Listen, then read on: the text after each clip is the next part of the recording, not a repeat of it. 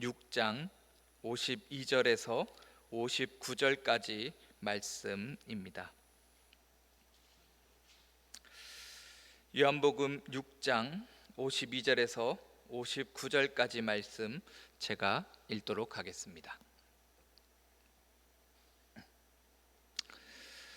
그러므로 유대인들이 서로 다투어 이르되 이 사람이 어찌 능히 자기 살을 우리에게 주어 먹게 하겠느냐. 예수께서 이르시되 내가 진실로 진실로 너희에게 이르노니 인자의 살을 먹지 아니하고 인자의 피를 마시지 아니하면 너희 속에 생명이 없느니라. 내 살을 먹고 내 피를 마시는 자는 영생을 가졌고 마지막 날에 내가 그를 다시 살리리니 내 살은 참된 양식이요 내 피는 참된 음료로다. 내 살을 먹고 내 피를 마시는 자는 내 안에 거하고 나도 그의 안에 거하나니 살아계신 아버지께서 나를 보내심에 내가 아버지로 말미암아 사는 것 같이 나를 먹는 그 사람도 나로 말미암아 살리라. 이것은 하늘에서 내려온 떡이니 조상들이 먹고도 죽은 그것과 같지 아니하여 이 떡을 먹는 자는 영원히 살리라. 이 말씀은 예수께서 가버나움 회당에서 가르치실 때에 하셨느니라. 아멘. 오늘 본문은 52절에서 이렇게 기록합니다. 서로 다투어 이르되라고 말입니다. 그러니까 오늘 본문은 유대인들이 두 편으로 갈라져서 서로 논쟁하며 서로 다투고 있는 모습 속에서 일어난 사건을 말해줍니다. 그리고 그들이 논쟁한 이유는 바로 예수님이 어떻게 자기의 그 살, 자기의 육체를 자신들에게 먹도록 줄 수 있는가 하는 것입니다. 그렇게 유대인들이 두 편으로 갈라져서 논쟁할 때 예수님께서는 그들에게 그 논쟁에 대한 해답보다는 조금 이상한 듯 보이는 그런 말씀, 그러니까 서로가 서로를 향해서 대화가 되지 않는 그런 모습처럼 느껴지도록 만듭니다. 52절은 서로 다투어 이르되라고 기록하면서 지금 유대인들 사이에서 어떤 논쟁이 일어나고 있음을 보여줍니다. 어찌 능히 자기 살을 우리에게 주어 먹게 하겠느냐라는 그 말을 통해서 유대인들이 두 편으로 갈라져서 지금 논쟁을 한다라는 것이죠.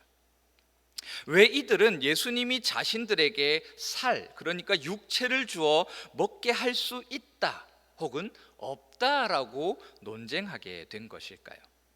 이는 예수님께서 요한복음 6장 1절에서 15절에 기록되어 있는 오병이어 기적을 행하시고 나서 오병이어 기적을 본 자들에게 예수님께서는 이렇게 말씀하셨기 때문입니다.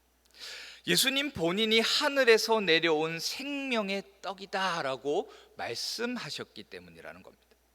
그러면서 예수님은 하나님께서 보내신 자는 예수님에게로 나아오게 된다라고 말씀하셨습니다.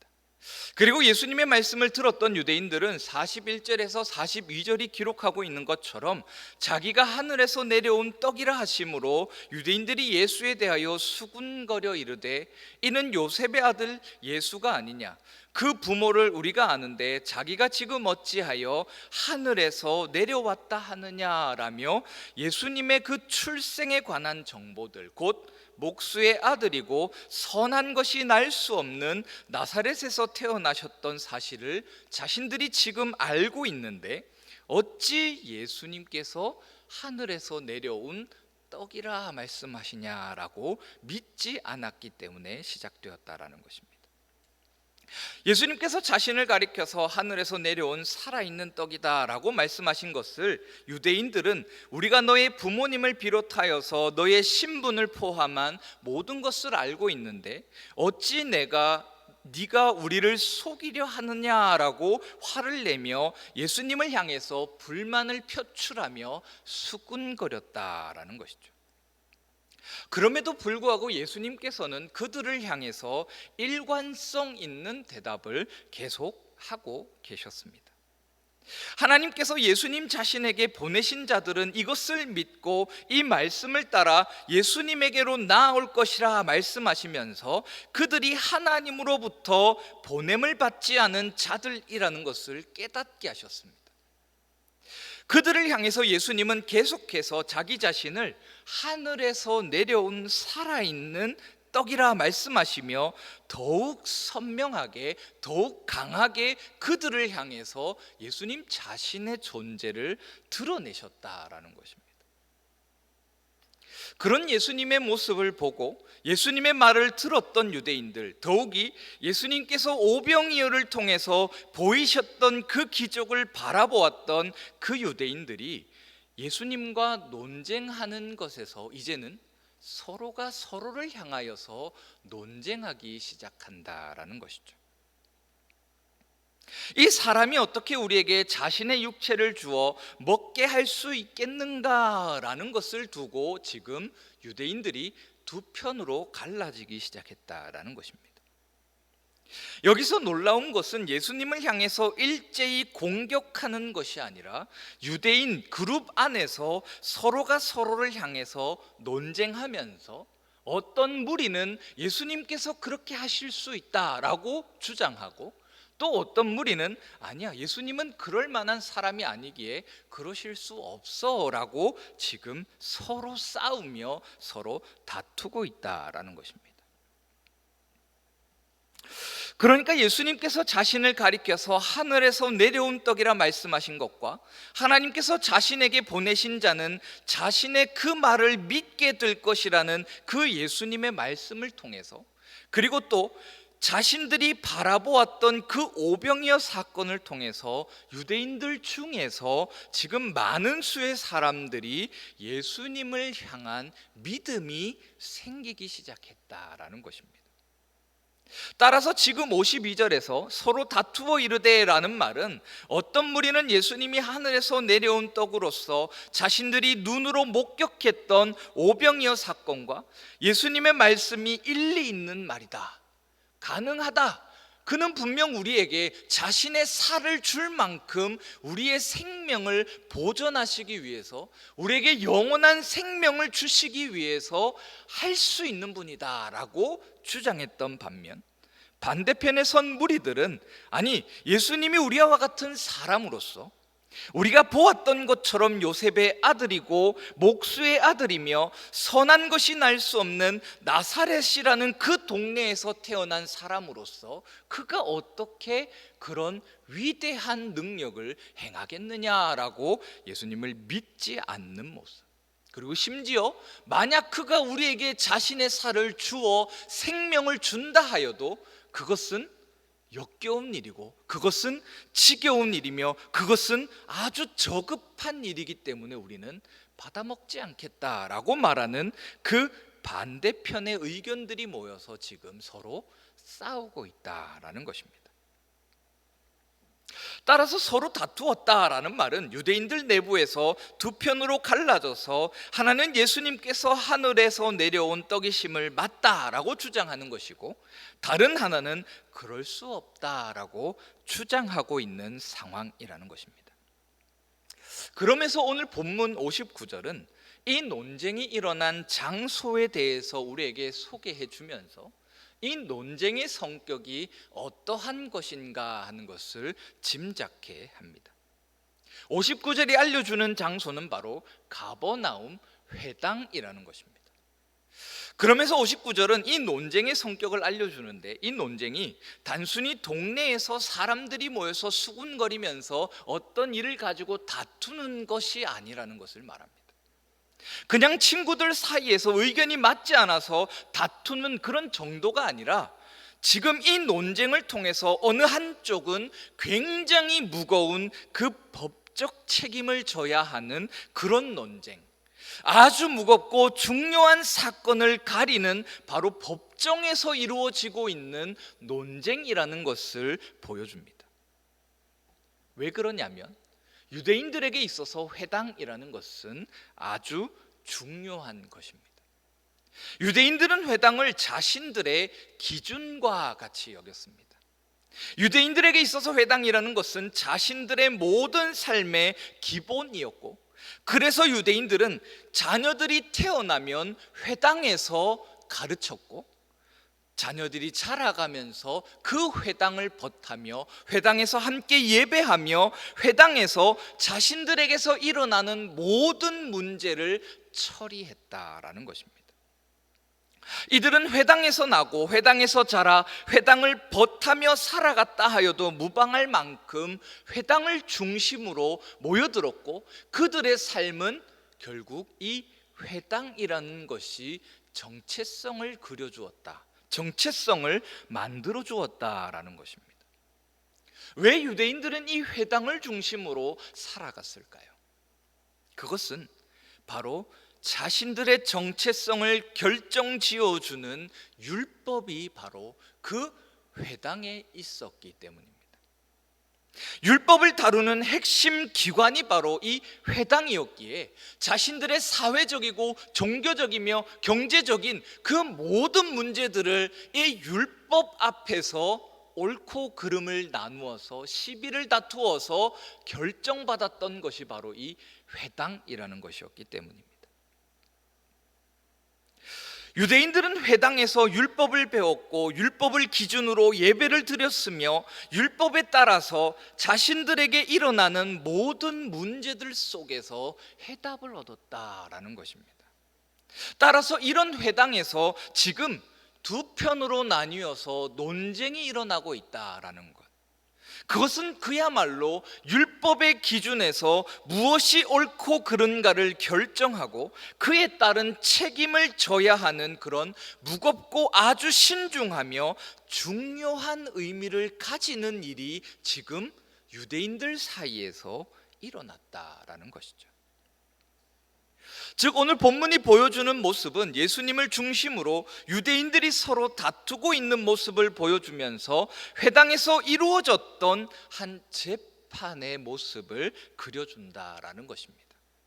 즉 서로 간에 자신들이 옳다고 외치면서 다투고 있는 유대인들의 그 두 무리는 피고인과 원고인이 되었고, 오늘 본문에서 계속해서 말씀하시고 계시는 예수님은 그들의 논쟁을 결정지어줄 그들의 증거와 증인이 되어서 무엇이 옳고 그른가 하는 것을 구별하도록 하는 율법으로서, 기준으로서 지금 예수님은 계속해서 그들을 향해서 말씀하신다라는 것입니다. 따라서 오늘 본문에서 다루어지는 재판의 그 재판관은 바로 하나님이 되신다라는 것입니다. 따라서 오늘 본문은 하나님께서 서로 논쟁하고 있는 두 유대인 무리를 향해서 옳고 그름을 판결하시는 그 판결문의 모습을 보여주는 것입니다. 이제 이 판결문의 내용을 한번 살펴보겠습니다. 예수님은 자신을 두고 논쟁하고 있는 두 유대인 그룹을 향해서 53절에서 58절과 같이 증언하십니다. 우리 함께 읽어보면 이렇게 기록되어 있습니다. 53절에서 58절까지 함께 읽도록 하겠습니다. 시작. 예수께서 이르시되 내가 진실로 진실로 너희에게 이르노니 인자의 살을 먹지 아니하고 인자의 피를 마시지 아니하면 너희 속에 생명이 없느니라. 내 살을 먹고 내 피를 마시는 자는 영생을 가졌고 마지막 날에 내가 그를 다시 살리리니 내 살은 참된 양식이요 내 피는 참된 음료로다. 내 살을 먹고 내 피를 마시는 자는 내 안에 거하고 나도 그의 안에 거하나니 살아계신 아버지께서 나를 보내심에 내가 아버지로 말미암아 사는 것 같이 나를 먹는 그 사람도 나로 말미암아 살리라. 이것은 하늘에서 내려온 떡이니 조상들이 먹고도 죽은 그것과 같지 아니하여 이 떡을 먹는 자는 영원히 살리라. 아멘. 우리가 읽었던 이 53절에서 58절의 내용을 계속해서 가만히 보게 되면 결국 하나의 이야기로 모여지는 것을 우리는 보게 됩니다. 그것은 바로 내 살을 먹고 내 피를 마시는 자는 생명을 얻는다라는 것입니다.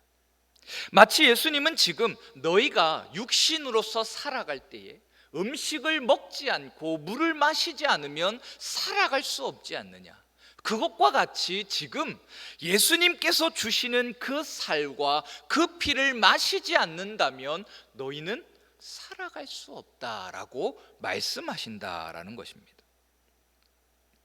우리가 먹을 것을 먹어야 하고 마실 것을 마셔야 우리의 생명을 유지하는 것과 같이 우리는 예수님을 향해서 예수님께서 주시는 그 떡과 물을 마셔야 한다라고 예수님은 지금 핵심적으로 말씀하신다라는 것입니다. 그러면서 예수님은 오병이어 사건을 통해서 먹을 것이 아무것도 없던 그 상황, 겨우겨우 구한 그 보리떡 5개와 물고기 2마리를 가지고 2만 명이나 넘는 사람들을 먹이시고 그 사람들의 배를 채우셨으며 그들이 배불리 먹고도 12바구니가 남았던 그 사건을 기억하게 하면서 지금 예수님께서는 그들을 향해서 무엇인가 말씀하고 계신다라는 것이죠. 너희들이 배고파할 때에 누가 너희에게 음식을 주었느냐라고 묻는다라는 것입니다.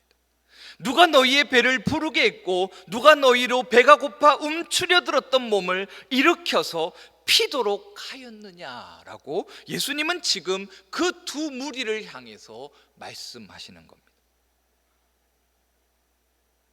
2만 명이나 넘는 사람을 보리떡 5개와 물고기 2마리로 먹일 수 있는 능력이 있는 내가 어찌 너희에게 나의 살을 주어 먹게 함으로 나의 피를 주어 마시게 함으로 생명을 누리지 못하게 하겠느냐라는 것을 예수님께서는 지금 그들을 향해서 반문하시며 증언하고 계신다라는 것입니다.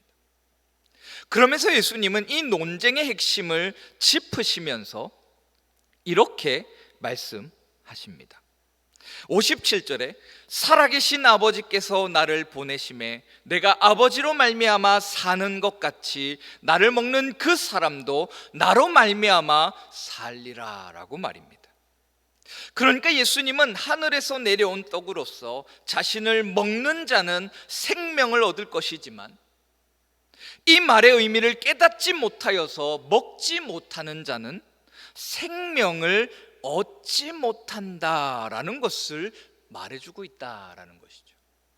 그러니까 지금 예수님께서는 그들을 향해서 두 무리를 향해서 그래 내가 너희에게 살을 주어 먹게 하고 내가 너희에게 피를 주어 마시게 할 때에 그것을 받아 마시는 자, 받아 먹는 자는 생명을 누리는 자들로서 하나님께서 보내신 자다라고 말하는 반면 그것을 먹지 않고 역겨워하며 저급한 것으로 여기는 그들을 향해서는 너희는 하나님의 백성이 아니구나라고 말씀하신다라는 것입니다. 즉 52절에서 두 부류의 유대인들이 서로 논쟁하고 있는 것 중에서 예수님은 자신의 살과 피를 주어 먹게 하실 수 있는 분이다라고 주장했던 자들의 대답은 예수님께서 그래 너의 대답이 옳다라고 대답하시는 것이고 반대로 그것을 거부하며 싫어했던 자들을 향해서는 틀렸다라고 말하고 계신다라는 겁니다. 그리고 이 결과는 오늘 본문이 보여주고 있는 것처럼 아주 중요한 결정으로 끝맺음된다라는 것입니다. 그것은 바로 생명과 죽음의 결과가 이 판단을 통해서 주어지게 된다라는 것입니다. 그러면서 요한복음 6장 66절은 이렇게 기록하며 그 결론을 맺어줍니다. 그때부터 그의 제자 중에서 많은 사람이 떠나가고 다시 그와 함께 다니지 아니하더라라고 말입니다. 바로 하나님께서 보내신 자들은 예수님께로 나아오고 그들을 예수님께서 살리실 것이라 말씀하신 그 내용대로 지금 52절에서 갑론을박했던 두 유대인 그룹 중 한 그룹은 예수님을 떠나감으로 그대로 그들은 법정에서 사망을 선고받았고 그 나머지 그룹 곧 예수님 앞에 그대로 머물고 있는 자들은 그들이 아주 중요하게 생각했던 회당 곧 그 법정에서 생명을 선고받고 있다라는 것입니다. 그렇다면 이러한 차이는 무엇이 일으키는 것일까요? 왜 같은 것을 보았고 같은 말을 들었던 자들임에도 그들은 서로 두 편으로 갈라져서 예수님의 말씀, 하늘에서 내려온 떡으로서 자신을 먹고 자신의 피를 마심으로 생명을 얻어라 라고 하시는 그 예수님의 말씀을 그토록 서로 다른 모습으로 반응하게 되는가 하는 것입니다. 이는 오늘 본문을 비롯하여서 요한복음 6장 전반에서 드러나는 하나의 문장, 내 아버지께서 내게 오게 하여 준 사람이 아니면 아무도 나에게 올 수 없다라고 하셨던 그 예수님의 말씀 때문입니다. 내 아버지께서 내게 오게 하여 준 사람은 하나님께서 창세전부터 예정하셨던 그 예정을 따라 선택된 사람을 가리킵니다. 그러니까 창세전부터 선택되었다라는 것은 하나님께서 자신이 선택하신 자들에게 성령을 주시고 성령이 우리 안에서 우리의 마음을 밝히 비추어 주심으로 우리는 어둠이 아닌 빛을 바라보는 자가 된다라는 것입니다. 그리고 우리는 빛이 비추이는 순간 어둠의 결과로서 사망을 쫓아가는 자들이 아니라 빛의 결과로서 빛이 보여주는 길, 그 길의 목적지인 생명을 향하여서 나아가게 되는 자들, 그리고 그 생명을 알아볼 수 있는 자들이 되기 때문이라는 겁니다. 따라서 예수님께서 나의 살과 피를 마셔서 생명을 누려라라고 하셨던 그 말씀이 누군가에게는 그저 허무맹랑한 소리로 들리는 반면 누군가에는 성령이 주어진 그들에게는 이 말씀이 곧 육체적인 의미가 아닌 성령을 통한 영적인 의미로서 다가오게 된다라는 것이죠. 두 부류 중 예수님의 말을 듣고 분개하며 역겨워하며 불가능하다라고 말했던 자들은 예수님의 말씀을 듣고 성령으로 깨닫는 자가 아니라 자신들의 지식과 눈에 보이는 것에서 지금 예수님의 말씀을 이해하고 있다라는 것입니다. 따라서 그들은 예수님의 말씀을 그저 문자적인 의미만을 들은 자들인 반면에 그 말을 듣고 가능하다, 예수님께서는 우리에게 살과 피를 주어 우리로 생명을 누리게 하실 수 있는 분이다 라고 고백했던 자들은 예수님이 뭐라고 말씀하셨던 간에 오병이어의 기적을 통해서 먹을 것이 아무것도 없던 상황에서 자신들을 배불리 먹이셨다면 예수님은 우리에게 분명 자신의 살과 피를 주어 먹고 마시라고 하심으로 인해서 우리에게 진짜 생명을 주실 수 있는 분이다 라고 고백하는 자들은 하나님께서 선택하신 자들로서 하나님께서 보내신 성령을 통해서 그 말의 의미가 깨달아지고 그 말씀을 믿어 의심치 않게 되었다라는 것입니다. 그렇다면 이것은 무엇을 의미할까요? 이와 관련해서 우리는 예수님께서 4번이나 반복하셨던 말씀에 초점을 맞추어 살펴볼 필요가 있습니다. 예수님은 지금 자신의 살과 자신의 피를 주시며 그것을 먹고 마시라라고 말합니다. 여기서 예수님이 자신의 살과 피를 주신다는 것은 곧 자신의 모든 것을 내어주시겠다라는 그 마음을 표현하는 것입니다. 이는 자신의 희생을 통해서 너희로 하여금 생명을 누리게 하시겠다라는 그 말을 의미하는 말입니다. 조금 더 쉽게 설명하자면 예수님은 유대인들의 논쟁과 그 속에서 예수님이 하신 증언의 내용을 들었던 제자들이 주님, 그것이 너무 어렵습니다 라고 말하게 될 때에 그들에게 설명해 주셨던 그 말씀, 62절이 말하고 있는 것처럼 우리에게 예수님의 살과 피를 먹음으로 생명을 누리게 하실 것이라는 말의 그 의미가 바로 그러면 너희는 인자가 이전에 있던 곳으로 올라가는 것을 본다면 어떻게 하겠느냐라는 그 말씀을 통해서 이해하도록 한다라는 것입니다. 예수님이 이 세상에서 휘황찬란한 왕으로 우뚝 서실 것이 아니라 휘황찬란한 왕으로서 모든 세상을 장악하여서 세상의 모든 것을 빼앗아다가 우리에게 먹을 것을 주시겠다는 말이 아니라, 지금 어쩌면 아무 의미 없어 보이는 그 죽으심을 통해서, 허무하게 모든 것이 끝나버리는 것과 같이 보이는 그 죽으심을 통해서, 그 죽음 가운데서 부활하심을 통해서 예수님은 우리에게 먹을 것과 마실 것, 그것을 주신다라는 것입니다. 그리고 그것을 통해서 우리로 하여금 생명을 누리게 하신다라는 것이죠. 그리고 이는 하나님께서 내게 오게 한 자는 내 살을 먹고 내 피를 마시며 생명을 누리게 될 것이다 라는 오늘 본문의 그 핵심 메시지는 우리에게 한 가지 질문을 던집니다. 예수님께서 우리를 위해서 자신의 살과 피를 주시기 위해서 예수님은 십자가에 달려 죽으셨고, 그 죽으심 가운데서 부활하심으로 자신의 생명을 우리에게 주셨고, 그 생명의 능력을 증명하셨습니다.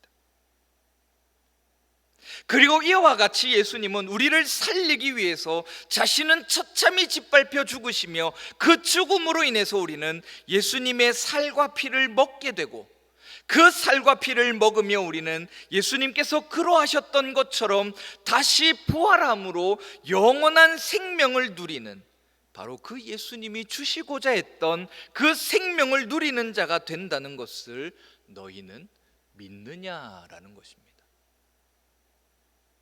여러분들은 그 사실을 믿음으로 고백하십니까? 필사즉생이라는 말이 있습니다. 오늘 본문은 우리에게 필사즉생이라는 말을 기억하라 명합니다.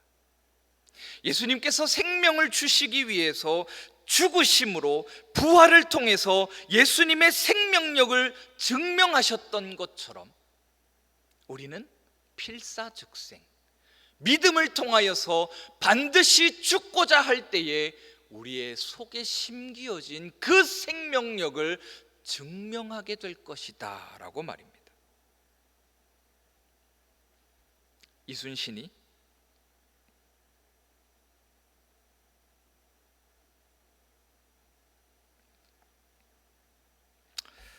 수많은 왜군들 가운데서 너희가 반드시 죽고자 한다면 살 것이다 라는 각오로 그 전쟁에 임했던 것처럼, 바로 오늘 본문에서 예수님은 이 세상 가운데서 그리스도인들로서, 너희가 생명을 누리는 자들로서, 예수님의 피와 살을 먹고 누리는 자들로서 어떤 각오로 그리스도의 그 길을 걸어가고 있느냐라고 질문하신다라는 것입니다. 정녕 주님의 말씀을 따라 정직함과 순결함을 지키어내기 위해서 죽기를 각오하는 마음으로 그 길에 서 있느냐라는 것입니다. 세상이 부정과 부패를 행하기에 그래, 나도 뭐 이 정도쯤은 괜찮겠지. 세상이 기준을 지키지 않고 따르지 않기에 그래, 나도 이 정도 하면 충분히 했어 라고 그들과 타협하는 것이 아니라, 그리스도의 그 살과 피를 먹고 마시기를 두려워하지 말며 예수님이 우리에게 영원한 생명을 누리도록 하기 위해서 자신의 목숨을 버리시며 십자가에 달려 죽으셨고, 그 죽음 가운데서 승리하시며 부활하심으로 예수님이 영원한 생명을 우리에게 주셨던 것을 따라서 그 길, 그 외롭고 고단하며 그 예수님께서 고집하셨던 그 길을 죽기를 각오함으로 걸어가라라는 것입니다. 이 시간 주님이 세상 가운데서 죽으시고 그 죽음 가운데서 부활하심으로 승리하셨던 그 생명을 따라서 날마다 세상 가운데 하나님을 믿지 않는 자들이 행하는 그 부정과 부패, 패역한 그 삶을 따르지 않는 필사즉생의 정신으로 하나님을 믿으며 하나님의 말씀 앞에 서서 하나님의 사랑을 행할 수 있는 그 그리스도인들이 되시기를 소원합니다. 필사즉생의 정신으로 주님을 따를 때 우리를 들어 사용하시며 우리를 통하여 하나님의 생명을 이 땅 가운데 밝히 드러내실 하나님, 우리의 삶을 위로하시며 우리의 삶을 인도하시는 그 하나님을 만나실 것을 기대함으로 우리에게 주어지는 매일의 삶 속에 그리스도를 위하여, 하나님의 말씀을 위하여 죽기를 각오하시는 복된 주의 자녀들이 되시기를 소원합니다. 우리 시간 찬양하고 함께 기도하겠습니다. 찬송가 330